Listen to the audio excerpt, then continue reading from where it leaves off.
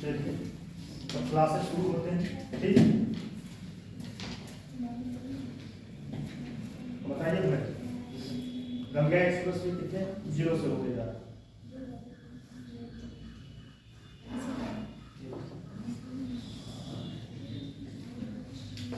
आवाज जा रहा है कि नहीं? वहाँ जा रहा है सर।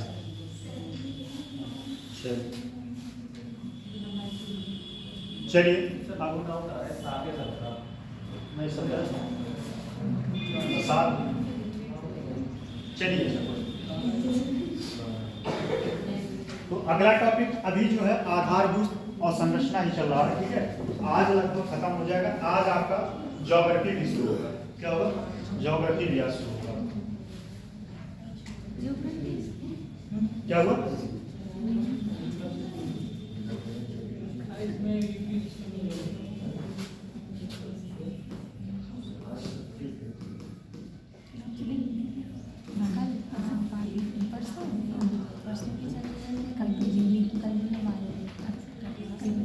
टॉपिक यही है आपका, ठीक। बस ये अपने लास्ट पड़ाव पे है। इसमें पहला है अभी जो मैंने बताया अमृत स्टेशन, ठीक है। अमृत स्टेशन का कॉन्सेप्ट कब आया? ये बजट में आया था, ठीक है।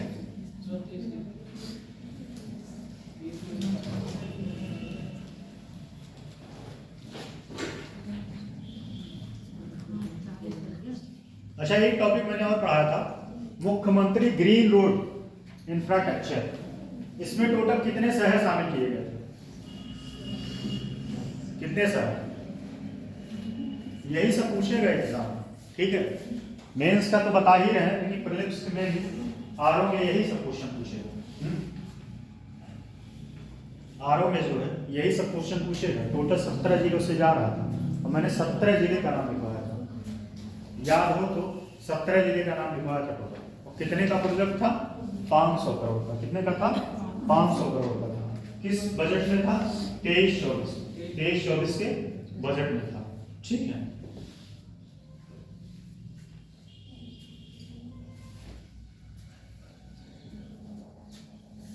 एक और बताइए, पूर्वांचल एक्सप्रेस वे टोटल कितने जिलों से होके जा रहा है? पूर्वांचल एक्सप्रेस वे टोटल कितने जिलों से होके जा रहा है और कितने किलोमीटर का है? ऑप्शन देते हैं 8, 9, 10, 11। 9 सही है। और कितने किलोमीटर का है? 340, 341, 42, 43। 41। चलो ठीक है, 1-2 किलोमीटर इधर। एक और बताइए, डिफेंस कॉरिडोर टोटल कितने जिले उसमें हैं? डिफेंस कॉरिडोर, डिफेंस कॉरिडोर में टोटल कितने जिले हैं? बताइए भाई, पढ़े नहीं आप? Defence corridor, defence corridor option देते हैं 5, 6, 7, 8। कौन 6 बोला और 7 कौन बोला? 7, 6 आप सही है।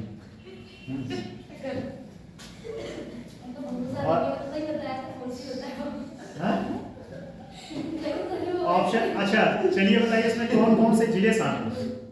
ये मोस्ट इंपॉर्टेंट क्वेश्चन है आज के लिए। कौन कौन से जिले शामिल हैं? झांसी, कानपुर। बहुत सही, बोलते रहिए। झांसी, कानपुर, आगरा और अलीगढ़, लखनऊ और एक और बता दीजिए। एक ऑप्शन में हिंट देता हूँ, अयोध्या, सॉरी इलाहाबाद और मिर्जापुर के बीच में है। बीच में नहीं, मिर्जापुर से आगे। अयोध्या और मिर्जापुर से, सॉरी इलाहाबाद और मिर्जापुर और क्या नाम है, मध्य प्रदेश के बीच में।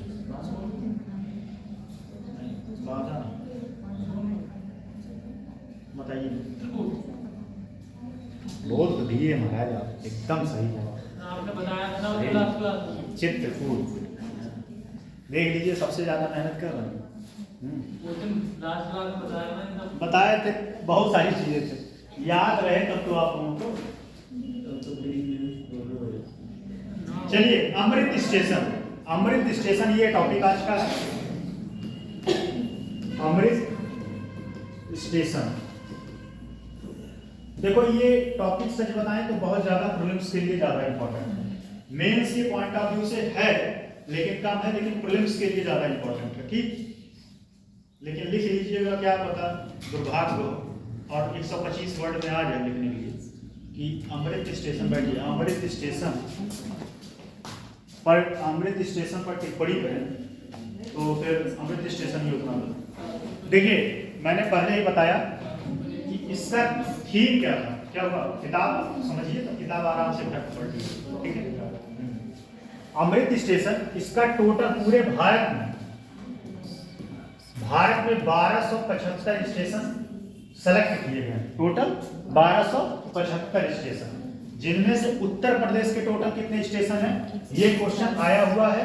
उत्तर प्रदेश के 149, अब तो राजा ही हुआ बताने के बाद, इसके पहले नहीं आ रहा था बताने के बाद। ठीक, इसका विजन क्या है, विजन ये है कि स्टेशन को आधुनिकीकरण किया जाए, स्टेशन का आधुनिकीकरण किया जाएगा, स्टेशन पे सारी सुविधाएं उपलब्ध कराई जाएंगी जो जरूरत, जैसे मान लीजिए कोई विकलांग व्यक्ति है तो अगर वो स्टेशन पे चलने में असमर्थ है तो उसके लिए व्हील चेयर की व्यवस्था हो, ठीक है, सारी व्यवस्थाएं की जाएंगी अमृत स्टेशन के अंतर्गत। ठीक, समझ में आ रही बात। और ज्यादातर यह जो है ग्रीन उत्सर्जन को कम करेगा, ग्रीन उत्सर्जन को कम करेगा, और प्लस यहाँ पे जो है रोजगार तो क्रिएट होगा। रोजगार कैसे क्रिएट होगा, जब उस स्टेशन का विकास होगा तो रोजगार कैसे क्रिएट होगा बताइए। एक इंडस्ट्री का डेवलप होगा वहां, बताइए किस इंडस्ट्री का, होटल इंडस्ट्री,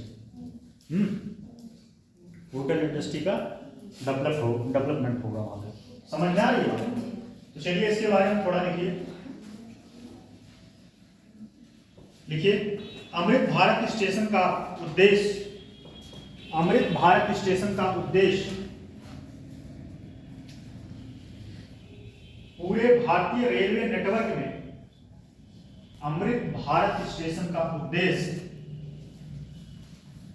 पूरे भारतीय रेलवे नेटवर्क में रेलवे स्टेशनों की संख्या को बढ़ाना, रेलवे स्टेशनों की संख्या को बढ़ाना और रेलवे स्टेशनों की संख्या को बढ़ाना और आधुनिक बनाना, आधुनिक बनाना, ये पहला पॉइंट है। दूसरा पॉइंट लिखिएगा, इसके अंतर्गत, मतलब किसके, अमृत स्टेशन के अंतर्गत कुल भारत में, अमृत स्टेशन के अंतर्गत भारत में कुल 1275 स्टेशनों को चिन्हित किया गया है या चयनित किया गया है।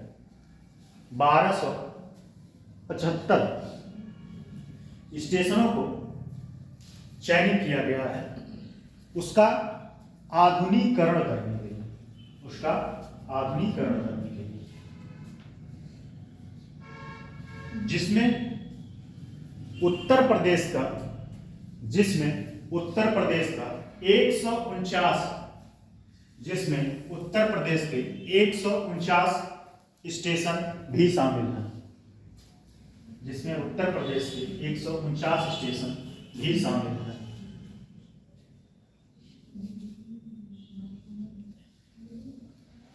जो कि भारत में सबसे ज्यादा स्टेशन उत्तर प्रदेश के ही शामिल हैं।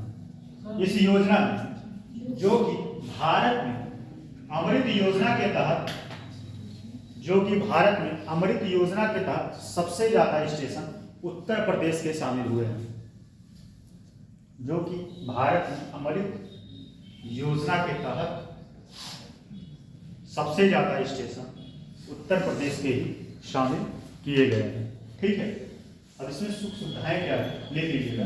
नेक्स्ट पॉइंट लिखिएगा, अमृत भारत स्टेशन में, अमृत भारत स्टेशन में,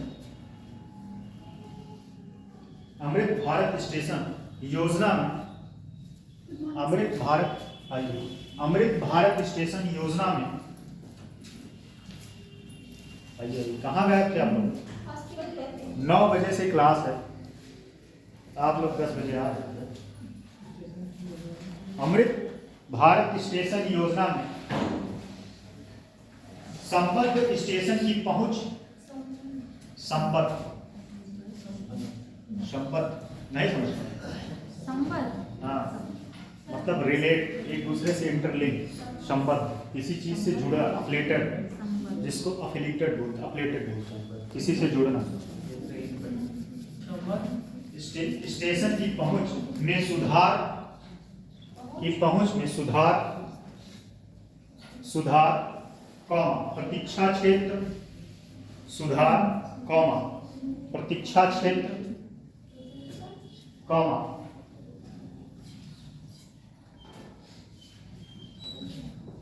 एक स्टेशन एक उत्पादन, कॉमा एक स्टेशन एक उत्पादन। अच्छा, कभी आप लोगों ने देखा ये चीज? मैंने पहली बार जो है, अभी वैसे तो मैं गौर नहीं करता, लेकिन आते समय इलाहाबाद से मैं बरेली पे देखा था, बरेली स्टेशन में वन प्रोडक्ट वहां पे लगा था। एक लेडी थी वहां पे सूट लेके बैठी थी स्टेशन पर, मतलब हाँ, मैंने देखा, पहली बार देखा, उसके ऊपर लिखा था one station one product.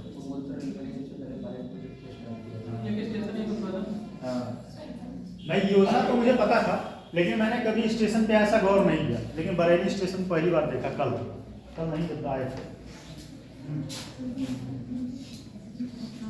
One station एक, मतलब एक स्टेशन एक उत्पादन जैसी पहल के माध्यम से स्थानीय उत्पादनों के लिए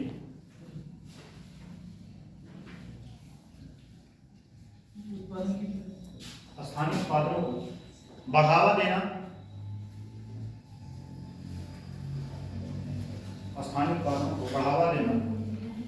कॉमा यात्री सूचना प्रणाली को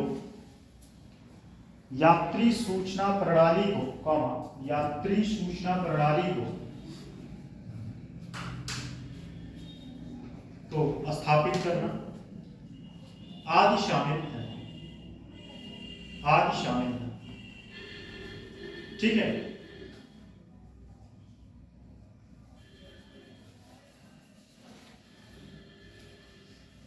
तो ये आपका एक पॉइंट और लिख लीजिए। अमृत स्टेशन के तहत एक पॉइंट और लिखिए। अमृत स्टेशन के तहत ग्रीन कार्बन उत्सर्जन को कम करने का भी लक्ष्य है। ग्रीन उत्सर्जन स्टेशन के माध्यम से, ऐसे लिखिए, अमृत स्टेशन के माध्यम से कार्बन न्यूट्रल या कार्बन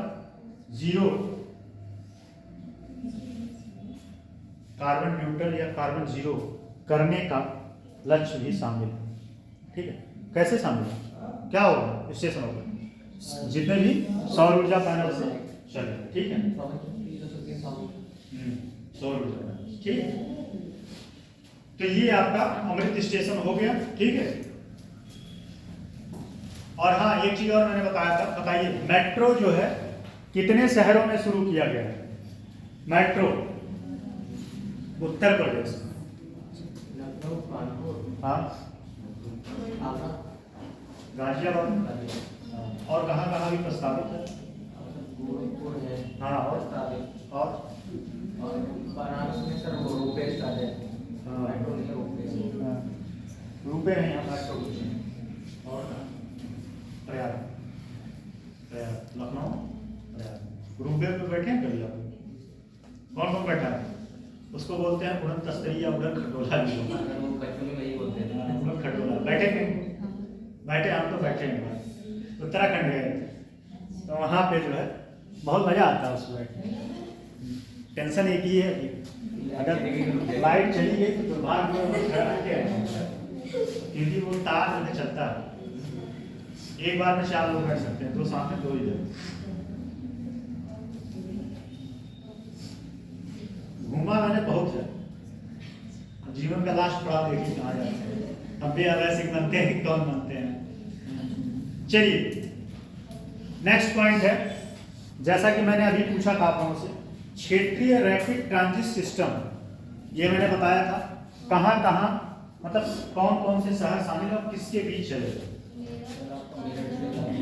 मेरठ, गाजियाबाद और एक कौन है, देखिए स्टार्टिंग यहाँ से होगा दिल्ली, गाजियाबाद, मेरठ। स्पीड कितनी होगी 160 km/h। मतलब टारगेट क्या है कि दिल्ली से और मेरठ की दूरी 1 घंटे में, ठीक। और इसके बारे में बताया था कि नहीं बताया था, इसमें टोटल जो है खर्च, टोटल जो है लागत इसमें आएगा 3,400, लिख दे रहे हैं 3,749। ये है RRTS। कहाँ कहाँ से जाएगा, दिल्ली, गाजियाबाद,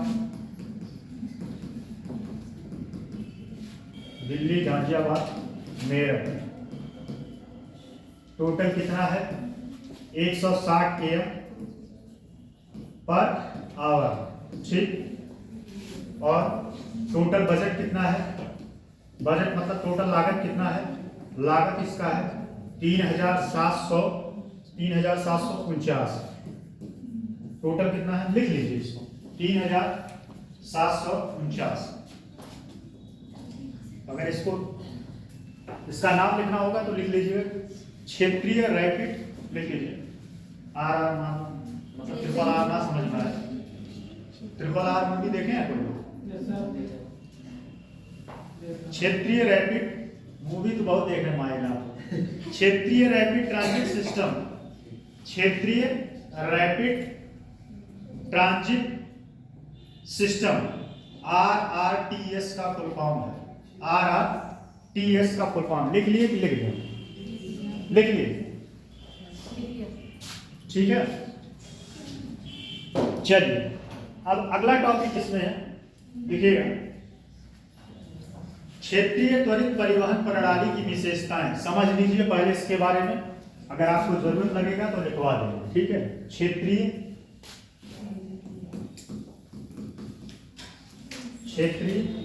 त्वरित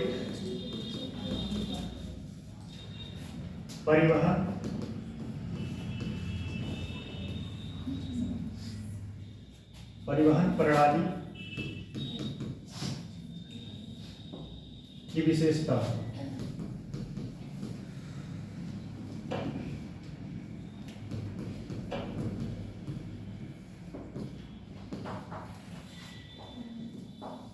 देखिए इसमें क्या क्या शामिल है, समझ लीजिए। अगर आप लोग कहेंगे तो मैं लिखवा दूंगा।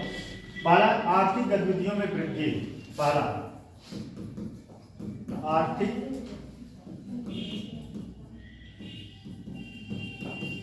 गतिविधियों में वृद्धि। दूसरा यात्रा खर्च और समय की बचत। दूसरा है यात्रा खर्च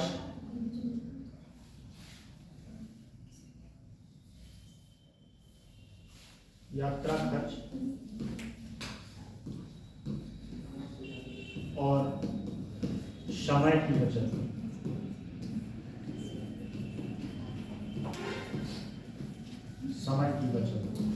अगला है इसमें सड़कों का भीड़ घटेगा। सड़कों पर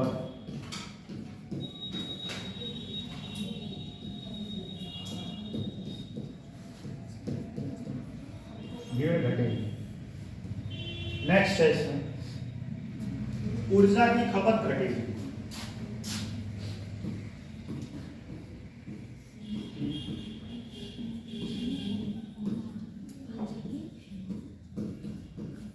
ऊर्जा की खपत घटेगी, ठीक है। उत्सर्जन में कमी है, किसमें, कार्बन उत्सर्जन। नेक्स्ट है उत्सर्जन में कमी है।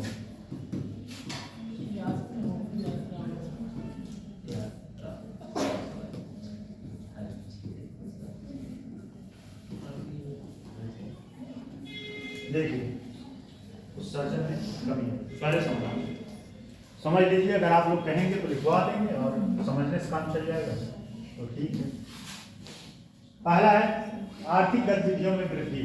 बताइए, अगर रेलवे सिस्टम ठीक ठाक से चले तो क्या आर्थिक गतिविधियों में वृद्धि होगी कि नहीं? कैसे वृद्धि हो सकती है बताइए? सर माल भाड़े में कमी आएगी। माल भाड़े में कमी आएगी। और क्या हो सकता है? देखिए, स्वाभाविक सी बात है, आप अपने प्रोडक्ट को एक जगह से दूसरे जगह आसानी से सुलभ तरीके से पहुंचा सकते हैं, जिससे आप एक्स्ट्रा इनकम कमा सकते हैं, एक्स्ट्रा इनकम आप पा लेंगे। जैसे अभी रिसेंट में बिहार से और दिल्ली के बीच एक किसान रेल शुरू किया गया, पता है नहीं? हाँ, महाराष्ट्र से और बिहार के बीच एक किसान रेल शुरू किया है। क्यों किया गया था? कि बिहार, इसलिए महाराष्ट्र से बिहार के बीच ही क्यों चला था? क्योंकि बिहार एक कृषि प्रधान राज्य है और वहाँ के प्रोडक्ट को क्या करना था? महाराष्ट्र के मार्केट में जाके बेचना था। और जब वहाँ आसानी तरीके से पहुँचेगा तो वहाँ के किसानों को, बिहार के किसानों का इनकम बढ़ेगा और उस इनकम जो बढ़ेगा वह उस इनकम का क्या यूज करेंगे? मार्केट में डिमांड करेंगे, मार्केट में डिमांड करेंगे, अपने स्वास्थ्य सुविधाओं पे खर्च करेंगे, अपने रहन सहन पे खर्च करेंगे, अपनी शिक्षा प्रणाली पे खर्च करेंगे, इन सब चीज़ों पे खर्च करेंगे। तो इसमें क्या होगा? आर्थिक गतिविधियों में वृद्धि होगा कि नहीं? बात समझ में आया? दूसरी बात है यात्रा और समय की बचत। स्वाभाविक सी बात है, आप बस से जाएंगे तो आप ट्रैफिक में फंस जाते हैं। बस से जाते हैं क्या होता है? ट्रैफिक में फंस जाएंगे, किराया भी ज़्यादा लगता है। अभी आप बस से जाइए, अभी मैं लखनऊ से जो है और क्या नाम है वहाँ जनरल से गया था वहाँ तक इलाहाबाद, AC टिकट था, उसका जो है 400 रुपये था। अभी हम ट्रेन से गए होते तो 120 रुपये में पहुँच गए होते, 120 रुपये में। मेरा कितना नुकसान है? कितना नुकसान है? लखनऊ से और जो है क्या नाम है इलाहाबाद तक का 400 रुपये लगा था, AC टिकट था बस, और वैसे 120 रुपये में पहुँच जाते थे। और सबसे प्लस पॉइंट, समय भी ज़्यादा लगा। पैसा तो लगा ही, समय भी ज़्यादा लगा। ट्रेन से क्या होगा? समय कम लगेगा और पैसे की बचत भी होगी, ठीक है। लेकिन ट्रेन में समस्या एक ही है कि जो सीट कंफर्म नहीं हो पाता। नहीं तो हमें क्या पड़ी थी कि मेरी सीट जो है कंफर्म नहीं हो पाई थी, लास्ट समय जो है कैंसिल हो गई, तो जाना पड़ा बस से। तो ये सब सारी चीज़ें हैं, ठीक है। समय का बचत होगा, आपका पैसा बचेगा। बात समझ में आया? सड़कों पर भीड़ घटेगी, स्वाभाविक सी बात है। अच्छा, एक चीज इसका जीता जागता एग्जाम्पल है, अगर दिल्ली में एक दिन के लिए मेट्रो बंद हो जाए तो सड़क पे चलना दुर्लभ हो जाएगा। पता है, दिल्ली में पर डे लगभग 10 लाख लोग मेट्रो से ट्रेवल करते हैं, मेट्रो से ट्रेवल। अब सोचो, अगर मेट्रो ना चलता तो 10 लाख लोग कहाँ जाते? सड़कों के माध्यम से जाते नहीं। और फिर सोचो क्या क्राउड होता, क्या होता। एक मिनट। हेलो, हाँ सर, अभी थोड़ा सा बिजी है, अभी कॉल करते हैं आपको।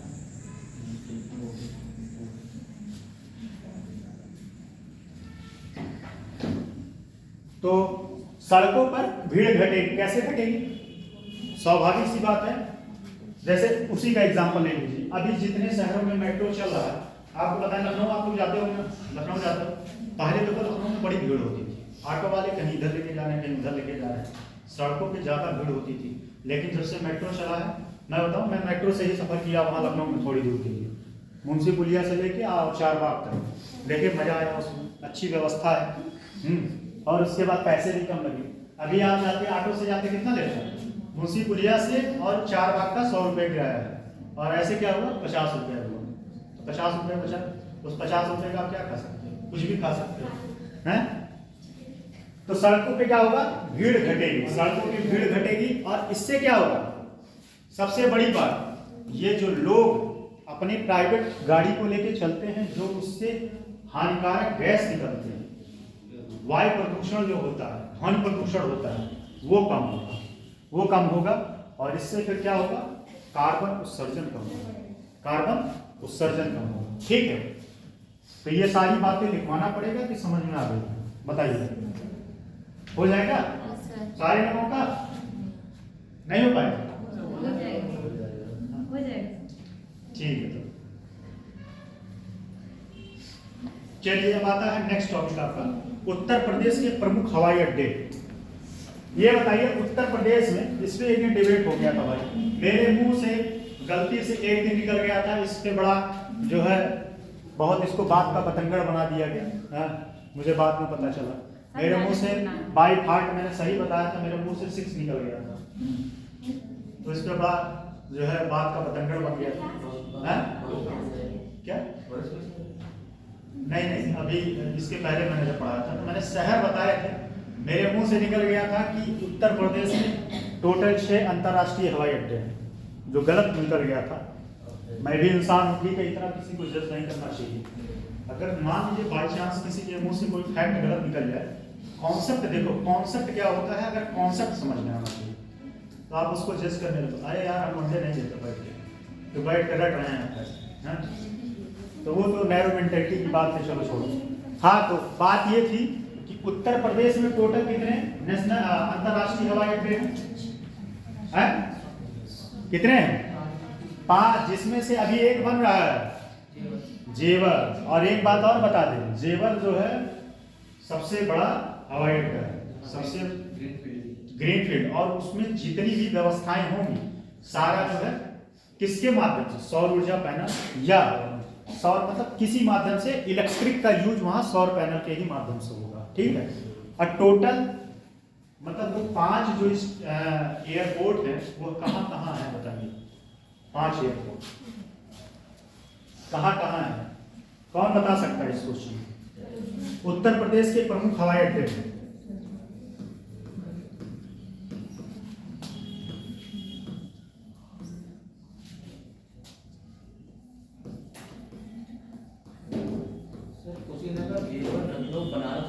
उत्तर प्रदेश के प्रमुख हवाई अड्डे कौन कौन से हैं? कुशीनगर, हाँ, जेवर, हाँ, लखनऊ, हाँ, बनारस, हाँ, अयोध्या। अयोध्या, एकदम सही। अभी रिसेंट में कौन शुरू हुआ है? कुशीनगर। कुशीनगर की अयोध्या। कुशीनगर पहले हुआ था। कुशीनगर को चालू करने के पीछे क्या कारण था? कुशीनगर को क्यों चालू किया गया? अंतरराष्ट्रीय एयरपोर्ट क्यों होना है? बहुत सर्किट, एकदम सही। बहुत सर्किट इसलिए क्योंकि वहां पे जो है चाइनीज और म्यांमार क्या नाम थाईलैंड के लोग ज्यादा आते हैं।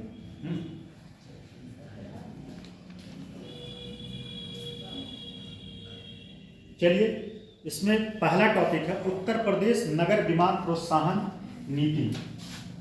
इसी में है उत्तर प्रदेश नगर विमान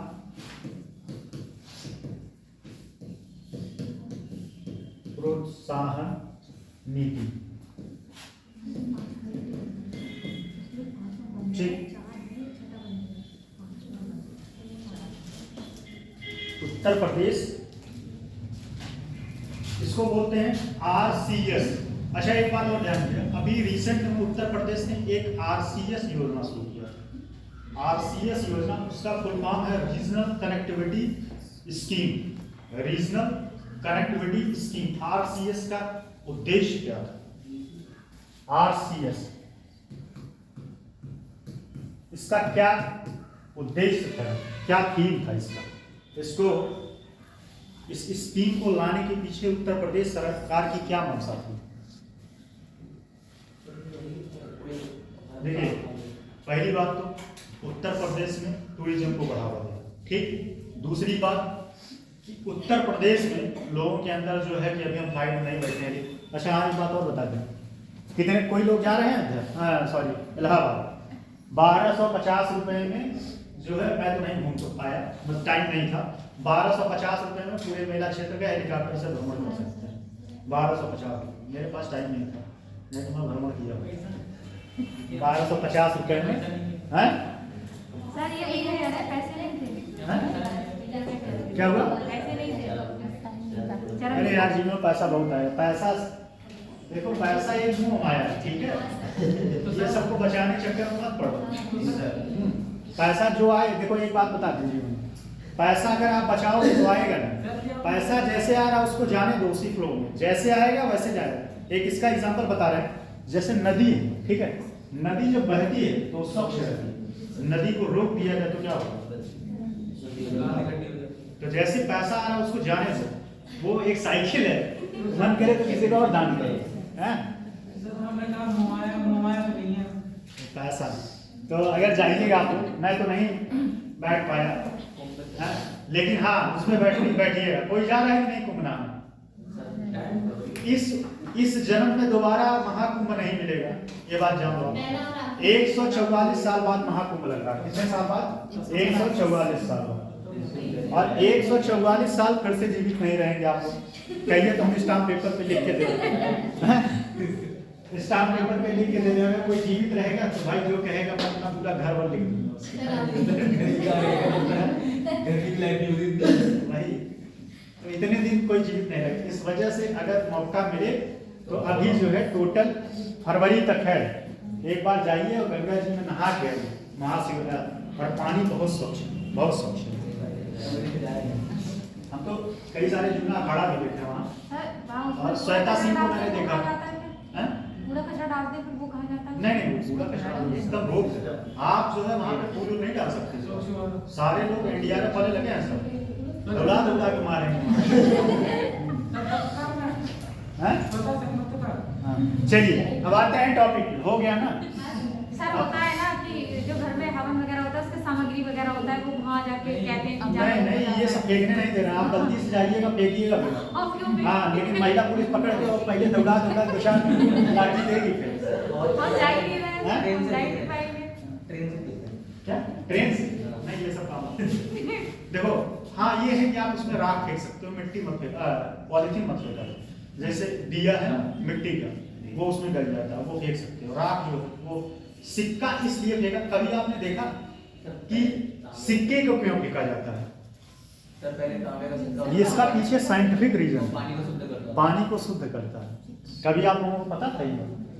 पानी को शुद्ध करता है। चलिए मैं अपने टॉपिक पे आता हूँ। अगर मौका मिले तो जाइएगा, जरूर नहा के आइएगा। हाँ ये इसके बारे में मुझे, हाँ ऐसा एक फालतू का अफवाह उड़ाया जा रहा है न्यूज चैनल पे, फालतू का अफवाह उड़ाया जा रहा है। मुझे नहीं पता कितना सत्य है इसमें।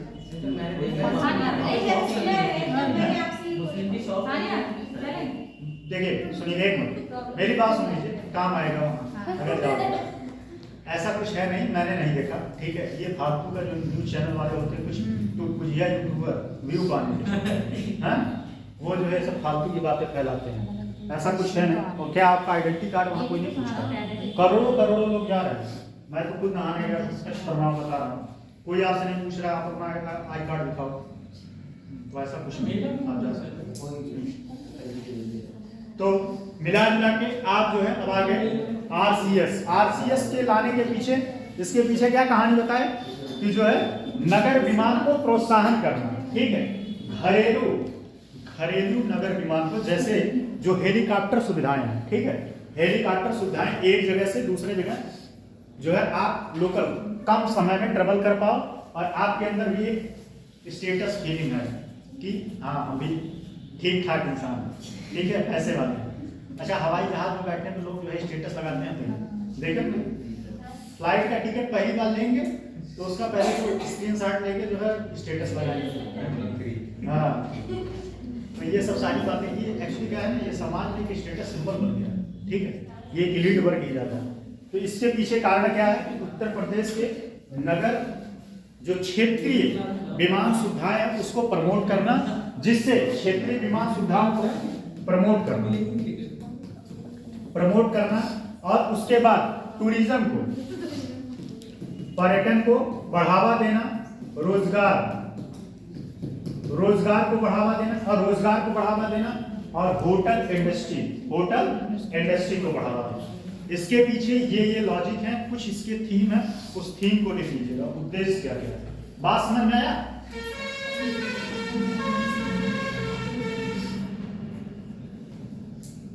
चलिए लिखिए जरा।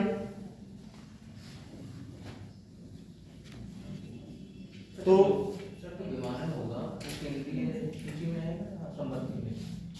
विमानन सुविधाएं जो है केंद्रीय सूची में आती है, ठीक है? और एयरफोर्स, आप ऐसे सिंपल सी बात है, एयरफोर्स किसमें है? एयरफोर्स केंद्र में है, तो स्वाभाविक सी बात है कि उस पर जो भी रूल रेगुलेशन होंगे। लेकिन जो क्षेत्रीय विमान है, जैसे कि आप ऐसे समझे, जो इंटरनेशनल है उस पर तो कंट्रोल पूरा सेंट्रल का होगा, लेकिन जो स्टेट का है उस पर कंट्रोल राज्य का होगा। जैसे कानपुर का एयरपोर्ट है, उस पर रूल रेगुलेशन बना सकता है। अभी रिसेंट में ड्रोन के नियम आए थे, पता है क्यों? पहले ड्रोन को चलाने के लिए आपको बहुत सारे कंडीशन थे, लेकिन अब उसको थोड़ा लचीला किया गया। पहले बताया कंडीशन था कि आप जो एयरपोर्ट है उसके 20 किलोमीटर के दायरे में आप नहीं उड़ा सकते, लेकिन अब उसको धीरे धीरे कम किया गया। ठीक है, तो चलिए लिखिए जरा।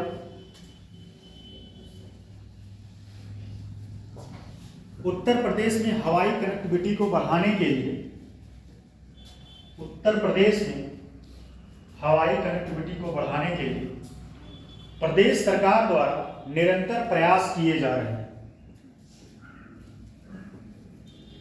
उत्तर प्रदेश में हवाई कनेक्टिविटी को बढ़ाने के लिए प्रदेश सरकार द्वारा निरंतर प्रयास किए जा रहे हैं, निरंतर प्रयास किए जा रहे हैं। ठीक, इस उद्देश्य की पूर्ति भारत सरकार की, इस उद्देश्य की पूर्ति भारत सरकार की regional connectivity scheme, regional connectivity scheme लिख दें। किए जा रहे हैं। रीजनल हब, फिर से सुन लीजिए, इस उद्देश्य की पूर्ति भारत सरकार की रीजनल कनेक्टिविटी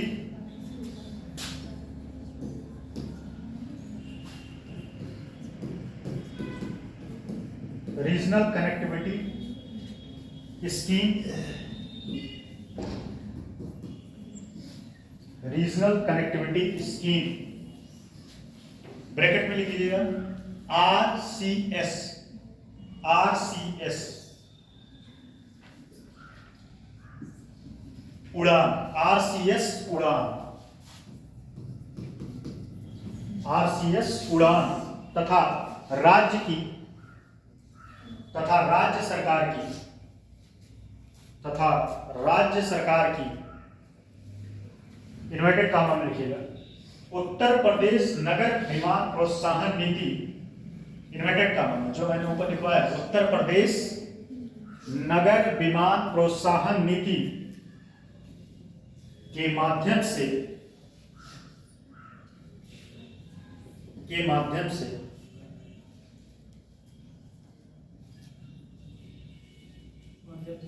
की जा रही है, प्रोत्साहन किया जा रहा है। ठीक है, अब इसमें लिखिएगा, उद्देश्य लिखिएगा,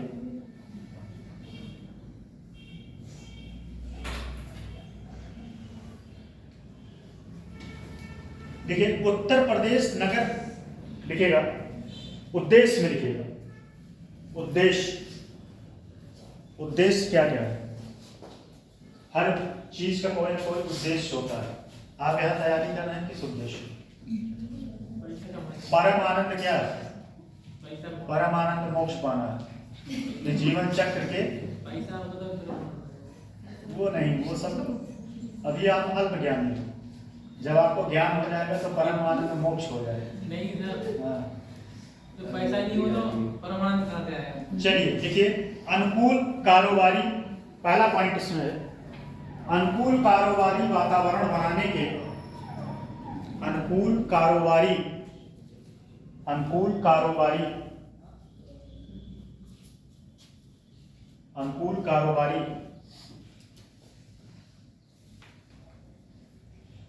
वातावरण बनाने, सुदृढ़ नगर विमान, सुदृढ़ नगर विमान और संरचना के विकास हेतु, सुदृढ़ नगर विमान और संरचना के विकास हेतु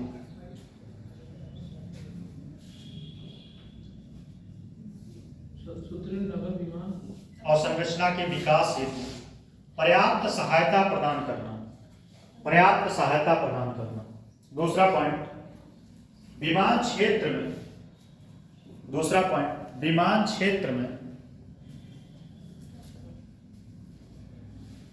अपर्याप्त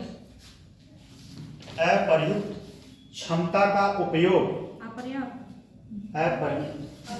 नहीं, अपर्याप्त, विमान क्षेत्र में अपर्याप्त क्षमता का उपयोग करते हुए निवेश आकर्षित करने में सहायक। देखो, कोई भी नीति बनाई जाती है उसके पीछे कारण ये होता है कि निवेश को आकर्षित करना।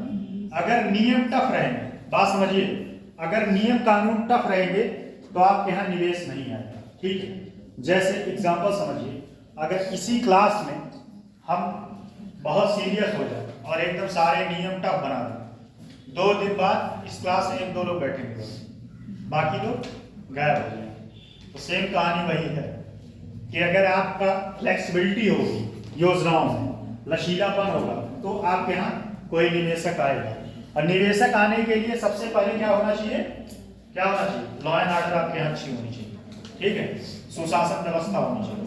सुशासन प्रणाली पढ़ाए थे, क्या बताया? याद नहीं होगा। सुशासन प्रणाली बताइए, आज आप पीछे बैठ गए, बताइए।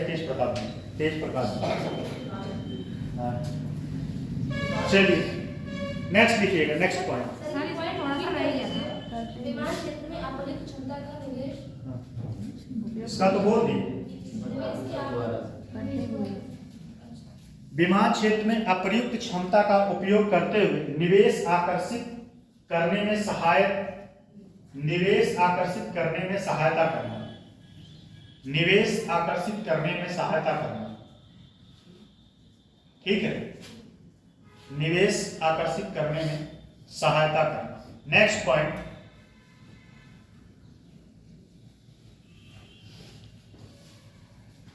MV लिखिएगा, M। अच्छा, एक बात और, अभी हाल ही में एक गंगा विलास जहाज थी, ठीक है, वो कहां से कहां तक चलाई गई थी? उसमें पता है किराया कितना था?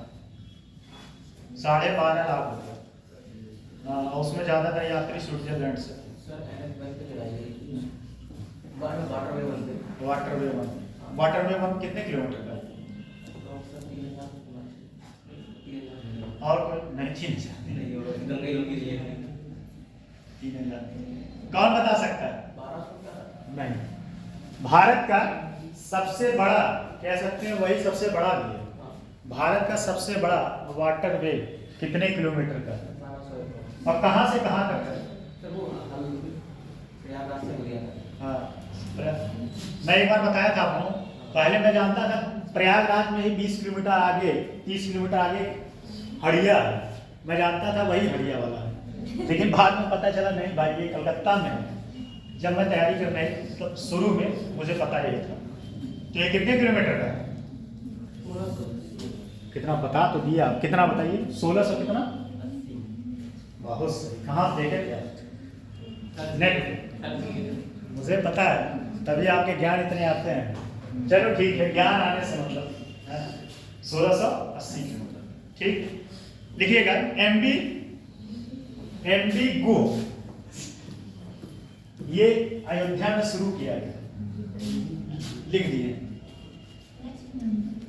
MB गो अयोध्या में सरजू नदी पर, जबकि MB निषाद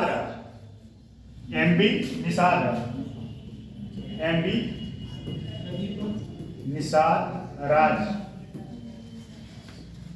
वाराणसी में। सरजू नदी का नाम क्या है? कौन बताएगा? गंगा है। नहीं तो पहले यहाँ शारदा होती है, फिर गंडक बनती है, फिर सरयू, फिर गंडक। घाघरा किसका नाम? इसी का नाम। हम वही कहे, आप घुमा रहे हैं इधर उधर। इतनी सामने वाली नहीं, सही है, आप सही बोल। तो पहला हो गया MB2, ये कहाँ चलता है? कहाँ पे? अयोध्या में सरजू नदी पर। ठीक, दूसरा है जबकि MB निषाद राज वाराणसी में गंगा नदी पर नौकायान करेगा। कभी वाराणसी में गंगा नदी पर नौकायान करेगा।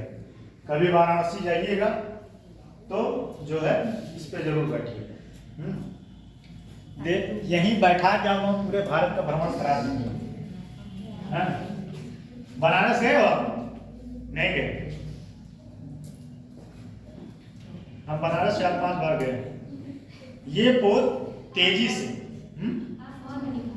वहाँ रिसेंट में फिर जाना है।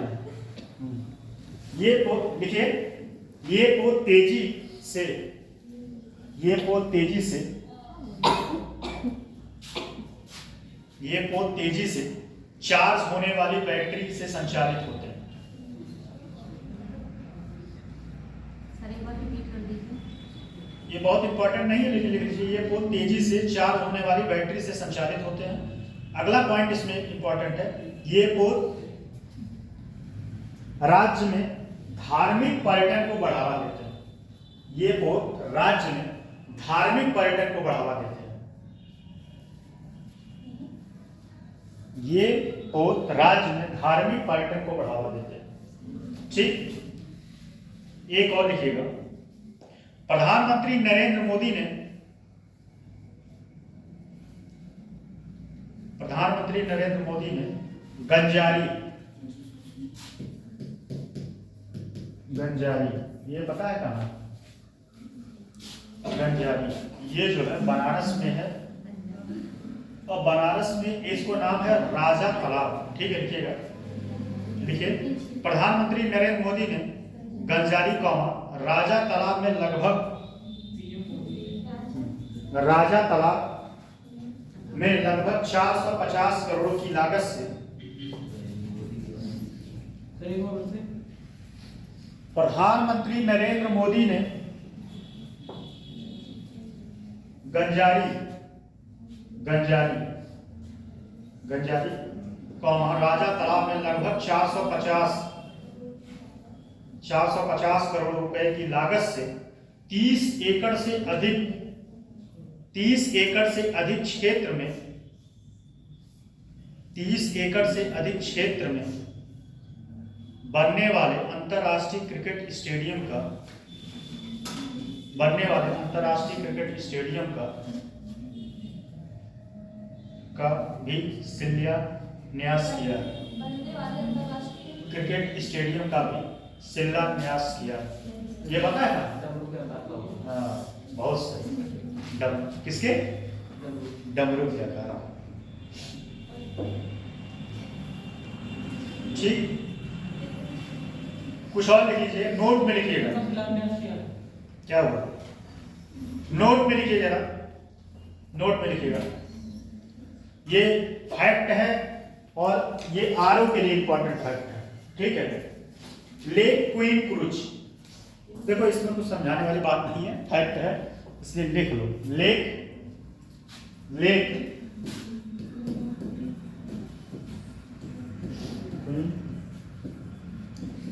क्रूज कल स्टार्ट हुआ था, ये पूछ सकता है इसमें।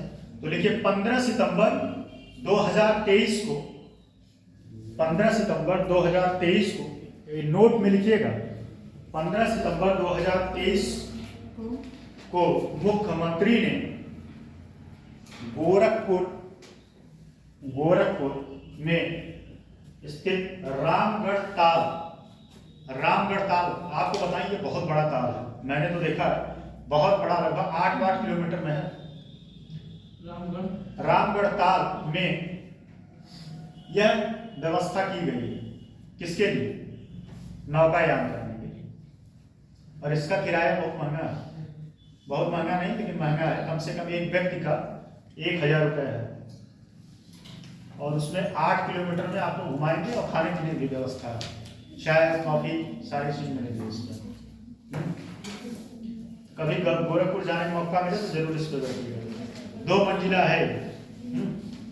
एक और देख लीजिएगा, रामायण क्रूज सेवा, रामायण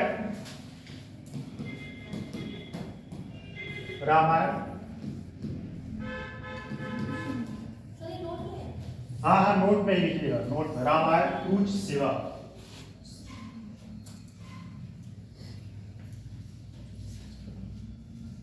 अच्छा ये बताइए, थोड़ा आप लोग दिमाग दौड़ाइए, ये कहाँ शुरू हो सकता है? अयोध्या। बहुत सही, अयोध्या में।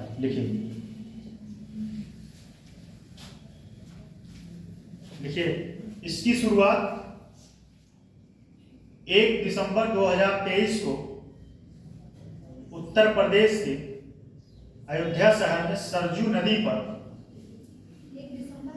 1 दिसंबर 2023 को अयोध्या के सरजू नदी पर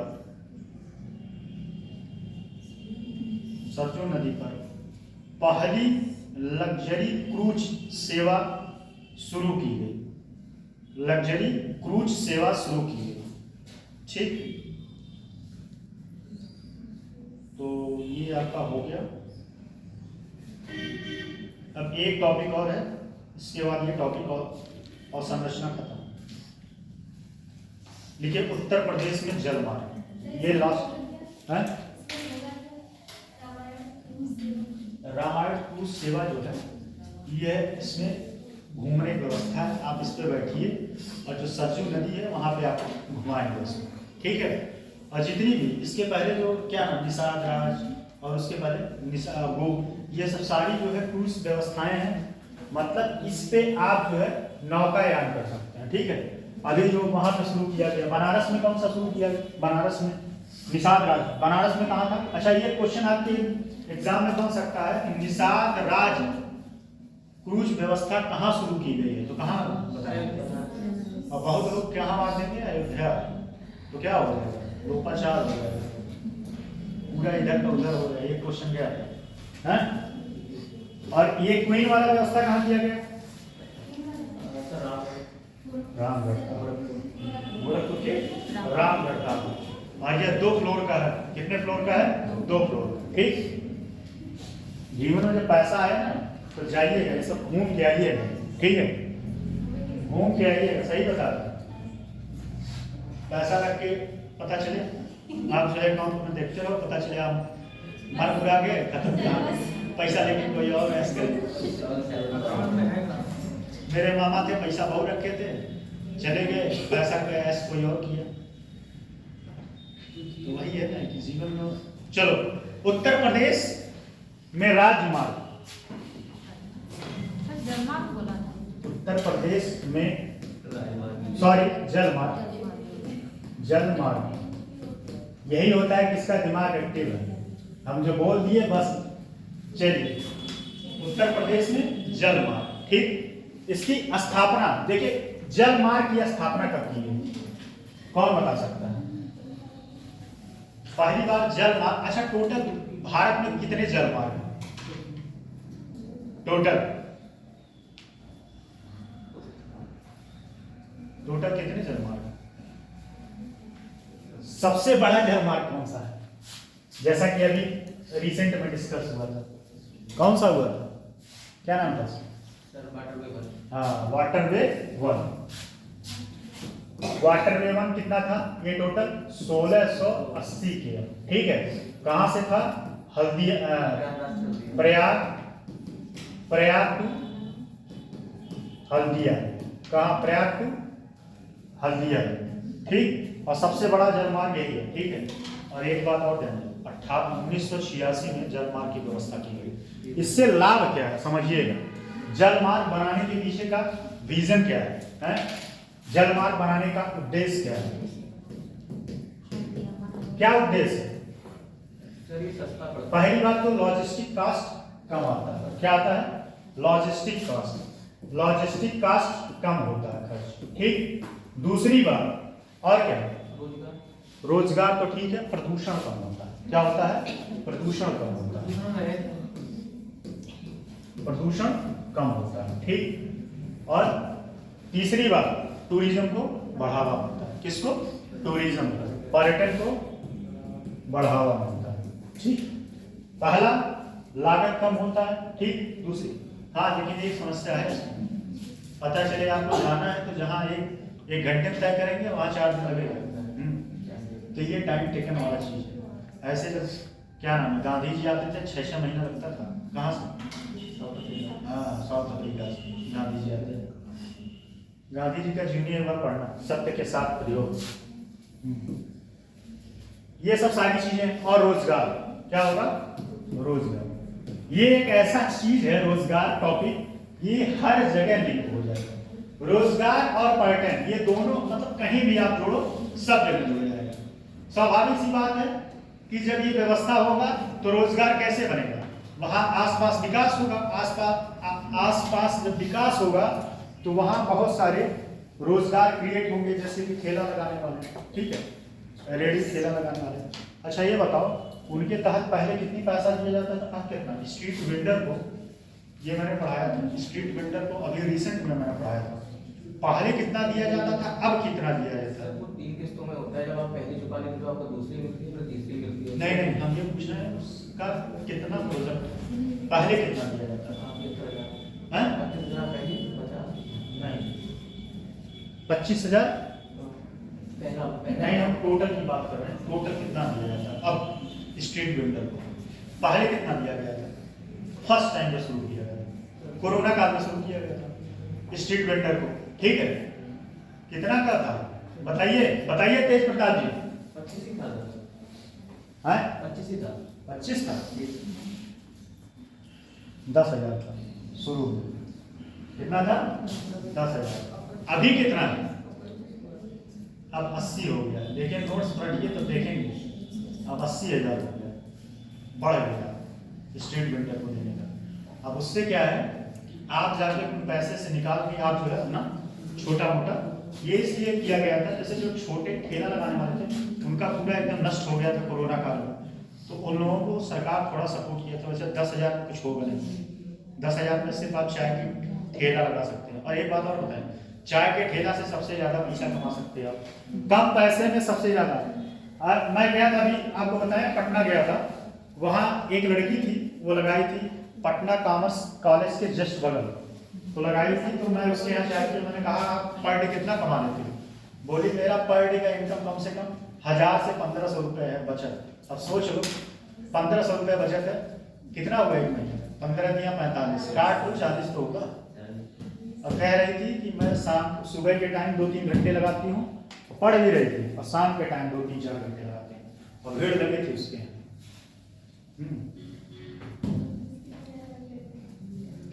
ठीक है। सर मनीषा कह रही इससे अच्छा तो गोलगप्पे का ठेला लगा लेती तो आप ज्यादा हो जाती इनकम। और आपको अभी रिसेंट में बताएं, जो कानपुर में कई सारे पान वाले और फुल्की वालों के लिए इनकम टैक्स जारी हो गया है, पता है नहीं? एक पान वाले का 80 लाख रुपए इनकम था। 80 लाख? 80 लाख रुपए। एक फुल्की वाला जो है उसका इनकम खूब ज्यादा था, उसको जो इनकम टैक्स वाले जो है नोटिस जारी करते हैं, फुल्की वाले। तो आप हल्के मत लेना किसी फुल्की वाले, बवाल मत करना, नहीं खरीद लेगा वो, ठीक है। चलो लिखो जरा, ये लास्ट टॉपिक है, टोटल 111। देखिए, जल परिवहन, एक बात और बता दें, जल परिवहन ये सबसे प्राचीन व्यवस्था है, सबसे प्राचीन, और ये कह सकते हैं सबसे पहली यातायात के लिए यही व्यवस्था शुरू की गई। और आपको एक बात और बता दें, जितने भी शहर हैं वह नदियों के किनारे क्यों बसे हैं? क्यों बसे हैं? इसी जलमार्ग की वजह से। आप किसी शहर को उठा के देख लो, चाहे बनारस हुआ, इलाहाबाद हुआ, हरिद्वार हुआ, किसी को देख लो, जो बड़े शहर, मान लो बम्बई है तो समुद्र के किनारे है, ठीक, जितने भी शहर हैं बड़े शहर, वो सारे के सारे कहाँ हैं? नदियों के किनारे। क्यों है? क्योंकि पहले जाने और आने का माध्यम क्या था? नदी था। बाद में जो है उसका विकास हुआ, अब तो बहुत सारे लग्जरी आ गए, ठीक। तो लिखिए, जल परिवहन का सबसे पुराना साधन है, जल परिवहन का सबसे पुराना साधन रहा है, या परिवहन का सबसे पुराना साधन है। यह किसी देश या प्रदेश को,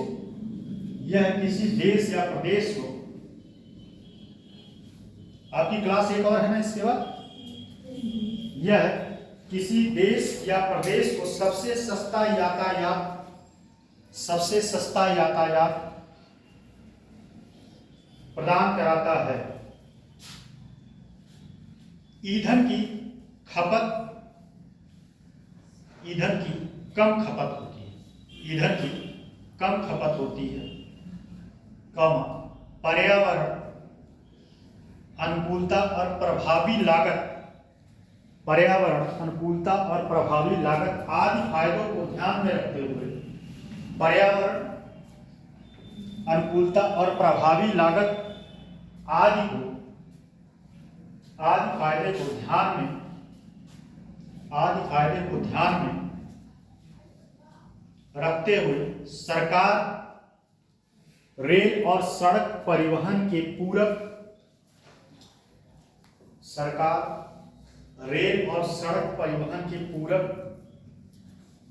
परिवहन के रूप में इसका विकास सर रेल और सड़क परिवहन के पूरक परिवहन के रूप में इसका विकास करने का प्रयास कर रही है। अच्छा, ये बताइए, जो दूसरे देशों से व्यापार किया जाता है सबसे ज्यादा किस माध्यम से किया जाता है? सर यूरोप में ज़्यादा ही होते हैं। नहीं, ये नहीं। सबसे ज्यादा किस माध्यम से किया जाता है? हवाई माध्यम से, ट्रेन, जल, यही सब। क्या लिखे? परिवहन के रूप में, पूरक परिवहन के रूप में इसका विकास करने का प्रयास कर रही है। पूर्व अंतर्देशीय जलमार्गों के विकास, रख रखाव, अंतर्देशीय जलमार्गों के विकास, रख रखाव तथा नियम के लिए 1986 में भारतीय अंतर्देशीय जलमार्ग प्राधिकरण की स्थापना की गई। भारतीय अंतर्देशीय जलमार्ग प्राधिकरण की स्थापना की गई।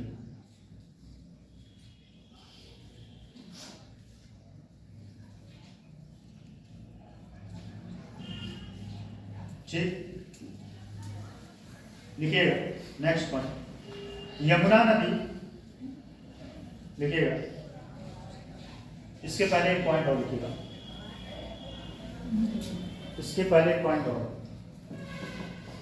यह लिखिए, राष्ट्रीय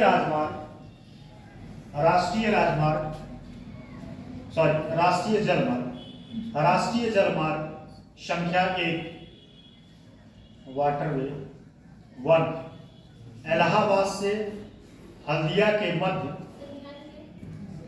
राष्ट्रीय जलमार्ग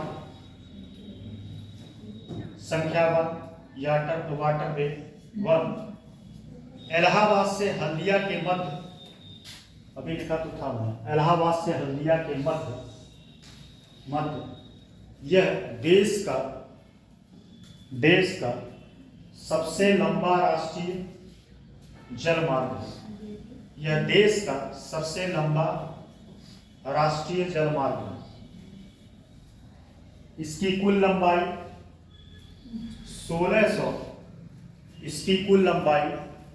1600 कितना है? 1680 नहीं, 1620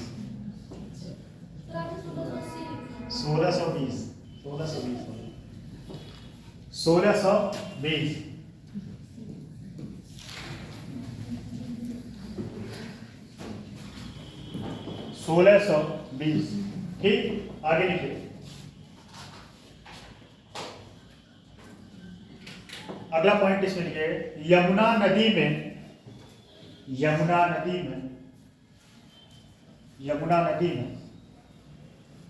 इलाहाबाद से आगरा के बीच यमुना नदी में क्या हुआ? छूट गया था क्या?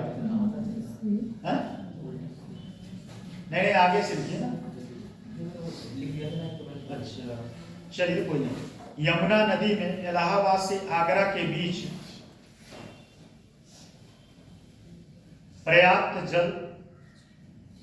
पर्याप्त जल होता है, जिससे यह जिससे यह स्टीमरों के चलाने के लिए उपयुक्त। अच्छा ये बात जान लीजिए, अगर जल कम रहेगा तो चलेगा, नहीं चल पाएगा, है चल ही नहीं पाएगा। स्टीमरों को चलाने के लिए उपयुक्त है।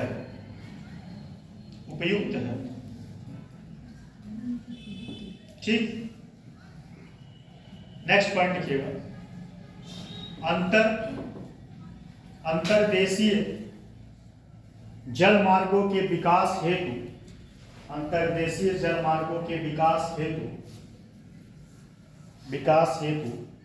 2016 में भारत सरकार ने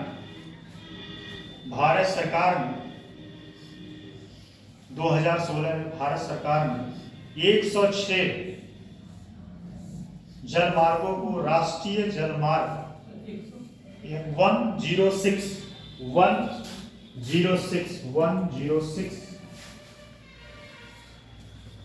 जल मार्गों को राष्ट्रीय जल मार्ग घोषित किया है, जिसमें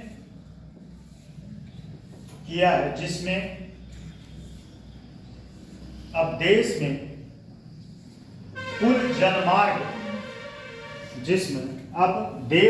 कुल जलमार्ग 111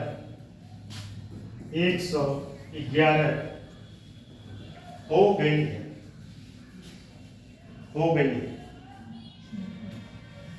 ठीक, इसके अंतर्गत हो गई है पूर्ण। इसके अंतर्गत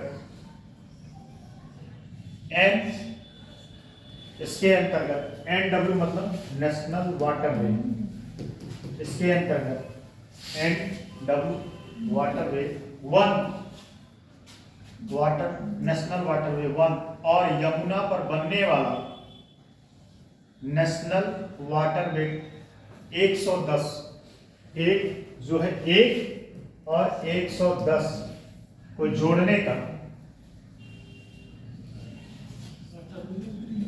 फिर से सुनिए, वाटरवे 1 और वाटरवे 110 को जोड़ने का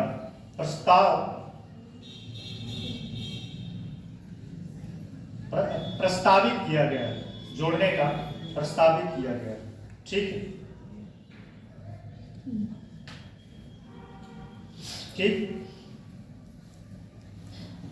चलिए, तो ये आपका टॉपिक कंप्लीट हो गया। कुछ नोट है, लिख लीजिए नोट्स में लिखिएगा। एक बात और बताइएगा, उत्तर प्रदेश सरकार रिसेंट में रक्षाबंधन के उपलक्ष्य में लड़कियों को फ्री बस सेवा शुरू किया गया था। यह योजना कब से शुरू की गई थी? कब से?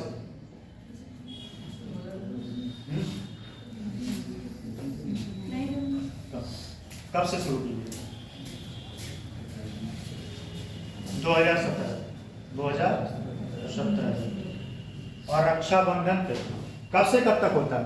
कब से कब तक है?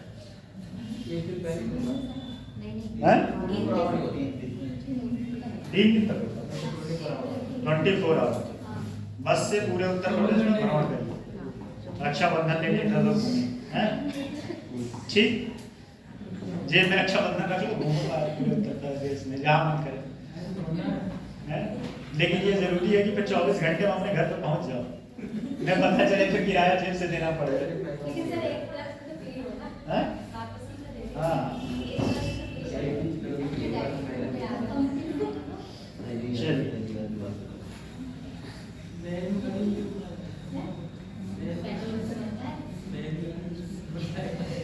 चलिए, मिला जुला के आपका सारा आधारभूत और संरचना कंप्लीट हो गया।